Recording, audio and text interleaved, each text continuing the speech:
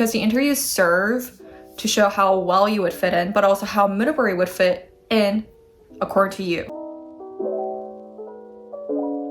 Hi guys, welcome back to my YouTube channel. I know I haven't been on YouTube in a long time. I did recently post something, but I haven't posted content on Middlebury College in a long time, and I want to take this time to walk through the interview process and anything else that might be worth knowing when you're interviewing at Middlebury. As a disclaimer, I did not interview at Middlebury College when I was applying back in 2017. However, I have conducted interviews with the local prospective students in the Bay Area since about a year and a half ago, and have also conducted interviews at my current job for a bit over a year. So I know a thing or two about how to prepare for interviews. I'm gonna say the interviews are usually conducted in a casual manner, in the sense that it doesn't really impact your offer decision unless there is an absolute red flag that this person cannot attend the college. I haven't really come across that instance, and so I don't really know the scenario in which that could possibly happen. But I would say, again, the interviews are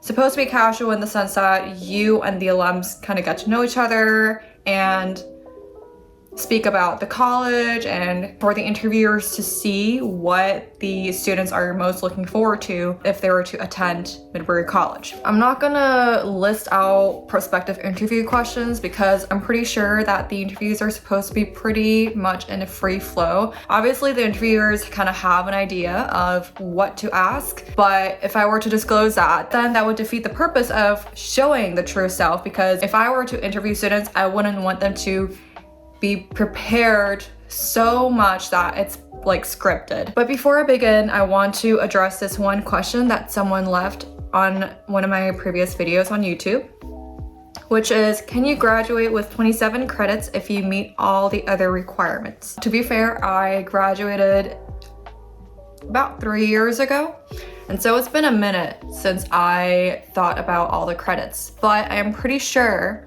that you can check the requirements online, and it would depend on the discipline in which you're majoring. So for example, in economics that I studied, there will be a different number of requirements that I have to satisfy from, let's say, mathematics or computer science or English literature. So make sure you see those requirements, and I would say always talk to your advisor and the head of the department just to make sure that you know what you're doing, because that's what I did, and talking to someone really helped me reassure myself and my pace. So if I were you, I'd definitely talk to someone and list out all the things that you've done so far, and then all the things that you want to do in the future and the rest of the college years, and then consult with the head of the department and your advisor. They might have suggestions on what other classes to take or how to just take these remaining requirements more efficiently. I want to refrain myself from using the word ace so frequently when I'm talking about how to prepare for interviews, just because I don't have a set list of how to really ace the interview. And I also am not really great at public speaking, and I'm only doing this on YouTube because I am comfortable speaking in front of a camera and not in front of people face to face. But I will say that preparation is very, very important. Interviews show how much you know about the college or the job that you're applying for. And so it's very important that you know features that strengthen the identity of the college. Now, I'm gonna talk about 3 features that I think make Middlebury College stand up, but this is not something that you have to talk about in your interviews.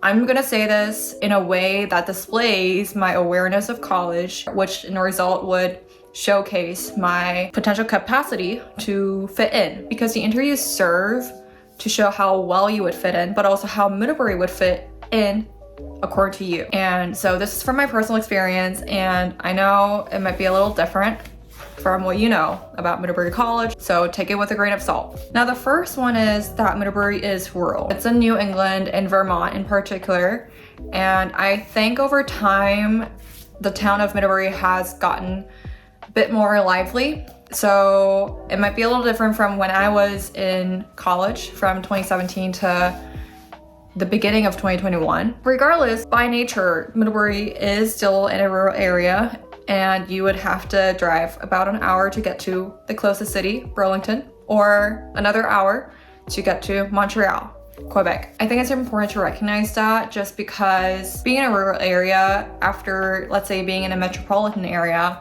could really change your lifestyle. I remember in the winter when all of my friends were out skiing in the mountains at Snowball, I was literally in my dorm room because I didn't like skiing. I didn't want to be outside in the cold. And so I just stayed in my dorm. To me, that was fine. Like, I really loved being indoors and whatnot. But if I were in the city, it would be a little different because I would want to go outside and go to shops and just people watch and whatnot. So it's important that you know that, and again, to recognize it. And I want to take this time to also recognize the importance of mental health. The reason that I combine being in a rural area with mental health is that I had that combination, that I struggled with mental health when I was in college, which ultimately led me to study abroad in Stockholm and to choose to live in a city after graduation. And recently, I know there have been tragedies on campus, and it's very heartbreaking. I can't imagine myself being close to any of them. I didn't know any of them in person. It is very heavy to hear that news, and if you're struggling with mental health, I really recommend that you talk to someone.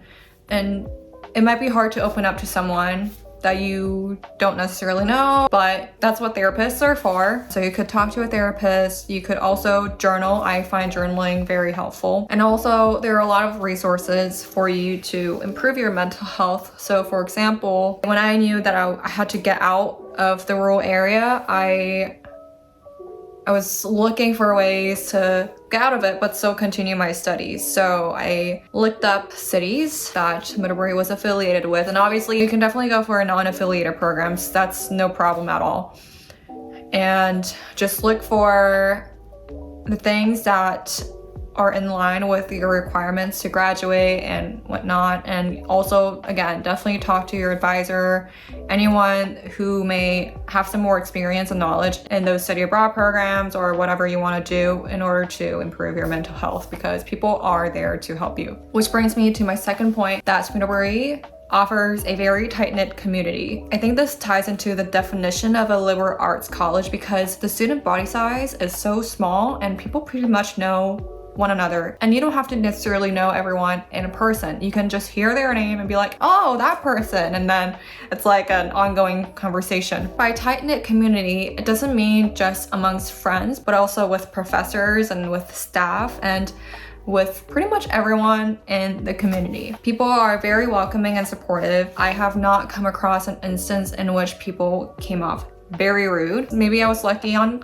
campus, but I just never really came across that incident. So obviously it might be different for everyone. Going back, I do think that a tight-knit community is what really makes Middlebury stand up amongst possibly any other college, because you can easily talk to professors, and even after graduation, I emailed my professors to keep in touch. And I remember one time I was on a call, I think it was a Zoom call, with my non-official advisor in the math department, and it was very, very nice to catch up. I don't think it's something that you can really experience in any other educational institution. Obviously, if it's another liberal arts college or another college of a similar body size, then maybe, but my experience at and outside of Middlebury College has been very enriching. Now, the third feature is my favorite part, which is languages. If you guys don't know, I grew up in Germany, and that's where I learned German, Spanish, and a bit of French. And then I continued my French in high school in Korea and in college at Middlebury. Once you go to Middlebury, you'll see that you're not the only person who knows multiple languages. Like, there are so many other polyglots on campus that you might be a little surprised. But that speaks to the strength and the acknowledgement of languages that Middlebury has. It's so hard to find someone outside of college, like where I am right now. Not everyone knows like 3 or 4 or even more languages, and Middlebury really emphasizes that. And so many people who came to Middlebury College not knowing, let's say, Chinese, would come out of Middlebury, graduate from Middlebury, and know the language so fluently, like it's conversational. And that's pretty much why I applied to Middlebury College, because I want to continue my German, and then I want to also study French because I find it very, very beautiful. And even right now, I'm actually on a 92-day streak on Duolingo to study French, and I gotta say, taking French classes at Middlebury was so worth it, because basically right now I'm reviewing everything. I would say I took 4 or 5 semesters of French from the start, so I think it's 100, and I went up to 200 something. On Duolingo, I'm in A2 level, and it's basically a review. Like just within 4 semesters of language courses, you can get up to A2 level. Now, if you don't know the tiers of level in language proficiency, basically A1 is the bottom, then A2, B1, B2, C1, C2. That's a pretty conventional tier. So within just 4 or 5 semesters of language courses, you can finesse your way into A1, which is like the beginner level, and then A2, which I would consider to be intermediate / beginner. You can kind of see that there's so much rigor. And also, I forgot to mention, Middlebury offers summer language programs. So students can take a summer to really learn a language, let's say German. So over, I would say 2 to 3 months of summer, they would be able to learn how to speak at a conversational level. Like you could be talking to a local German without a problem. There is also a policy in which you cannot speak any other language besides the language that you're learning over the summer. So that's great. It's real language immersion. There's also this language house. I did post a video on my living at the French language house on Middlebury campus, so watch that if you haven't already. Every language house also holds that policy in which you cannot speak any other language besides the language that you are designated under. That's all to say, Middlebury has so many things to offer. Again, being in a rural area, it can be advantageous to some people. It might be a little difficult for others. It might be manageable. Languages are also very important. So if you're a polyglot myself, I can imagine you'll be looking at a plethora of classes that Middlebury offers, and you'll be struggling with what classes you want to take. And obviously you don't have to take a class of a language that you already know. You can take Chinese from scratch. I have a handful of people that I know who took Chinese without any knowledge in the language. They were able to speak. And Chinese is like one of the hardest languages to learn. My firsthand experience of seeing their linguistic improvement was pleasantly surprising. Sometimes I'll be very impressed by the fast pace and their fluency just within 2 to 3 years. So that speaks to how Middlebury, again, loves to have their students learn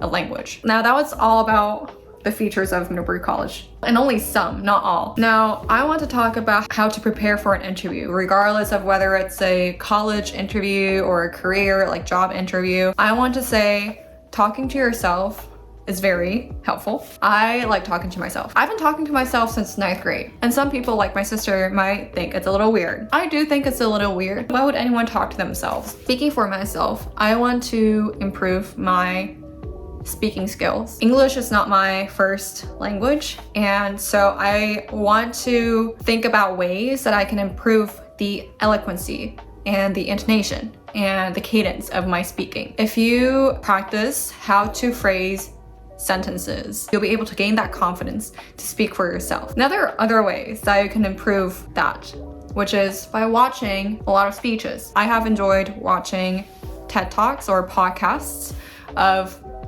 well-known speakers. They know how to talk. They have the skills of public speaking. So if you keep watching these shows and content from these people, obviously you're gonna naturally adopt their style because you're being exposed to that high level of public speaking. If I were a prospective student who was to interview for Middlebury College, I would list out the features of Middlebury that I think would be personally suitable, and I would explain why those features are suitable for me. Relatedly, I would talk about how I would fit in to Middlebury and why I would fit into Middlebury. Now, they're not mutually exclusive. They can definitely overlap. But what I'm saying is, by the latter, you have to list out what new things you want to try at Middlebury and how that could possibly help you improve your identity or improve just yourself. So let's say, I mean, this is a very random example. Middlebury has this like Quidditch sport, and allegedly, it could actually be true. I think it is true, but it's been really just word of mouth from my experience, so I don't really know for sure. Middlebury was the first college to introduce Quidditch. And I actually remember between Battelle and Ross, there was that kind of hilly grass area where people would play Quidditch, even in the rain. And I'm like walking from my class to my dorm, and it's like kind of weird because I was never a sports person back in college, and so it's weird to see people like playing sports in the rain. If I were a prospective student and in this hypothetical scenario that I like sports and try new things, maybe that's something that I want to talk about, and maybe that's something that I would want to explore. So that's something that I would talk about in my interview and be like, I have been into sports, I like trying new things, and I've recently heard about Quidditch, and that's something that I would like to do. It's an intramural sport, so you can definitely join if you want to. Like, there are no requirements. That's one example as to how to narrate and talk about what new things that you think you'd be able to fit in, that you think Middlebury would be suitable for you. All in all, it's important to write down. I think writing really helps. Whether it be journaling, making notes, or just jotting down whatever comes into your mind, just write down. Write down, let's say five features of Middlebury that you're so excited about, and then talk about them. Maybe give yourself a minute or two to talk about them and tie them into your experience, your background. That's very important. And do general research on Middlebury. Doesn't have to be very nitty-gritty. This is shameless advertisement. But if you haven't watched or explored my YouTube channel, just go through the list of my videos on the college and watch a few just to get an idea of what Middlebury has to offer. So for example, in my college years, I came to the Bay for Silicon Valley Innovation Trek program, and that's where I actually had dreamt of coming here after graduation, which I did. So it's a dream come true.